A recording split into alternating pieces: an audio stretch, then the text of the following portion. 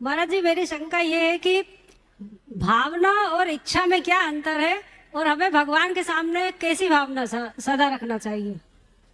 इच्छा चाह का नाम और भावना हमारे अंतस के परिणाम है। मन में अनेक प्रकार के भाव होते हैं जो सहज होते हैं। उस भाव के प्रवाह को हम भावना कह देते हैं। लेकिन किसी वस्तु, किसी व्यक्ति के प्रति आकर्षण के साथ उत्पन्न चाह को इच्छा कहते हैं। समझ गए? इच्छा अनिच्छा में उत्पन्न हो सकती है, बदल सकती है, लेकिन भावना अभावना नहीं बनती। दुर्भावना भले बन जाए। समझ गया? तो भावना में एक अलग प्रकार की निरंतरता होती।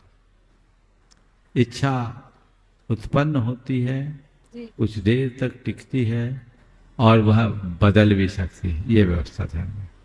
गुरुदेव, आज के इस आधुनिक युग में बच्चों को धर्म के संस्कार कैसे दें, जो पब की ओर बढ़ रही है संस्कृति, पिज्जा पाव बर्गर खाता ही है, उनको कैसे धर्म के संस्कार दें? देखिए, बच्चों को धर्म के संस्कार अब देने की जरूरत नहीं। संस्कार तो बचपन में दिए।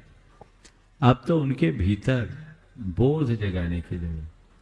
पिज्जा बर्गर आदि खाने वाले लोगों को अब समझाने की जरूरत है और उनके हृदय में ये समझ जगाने की जरूरत है कि हम क्या खा रहे हैं और क्यों खा रहे हैं। आप सबसे मैं कहूंगा, न केवल पिज्जा बर्गर, आप लोग एक कागज पेन लेकर के रोज देखिए और लिखिए कि आज सुबह से शाम तक हमने जो खाया, क्या क्या खाया और क्यों खाया, इसमें से क्या क्या हमारे जरूरतों में शामिल था। आप उसको देख के लिखिए और उसमें विचार कीजिए, क्या इसके बिना हम रह सकते थे कि नहीं। आपको उत्तर मिलेगा कि ज्यादातर हमने अनावश्यक खाया।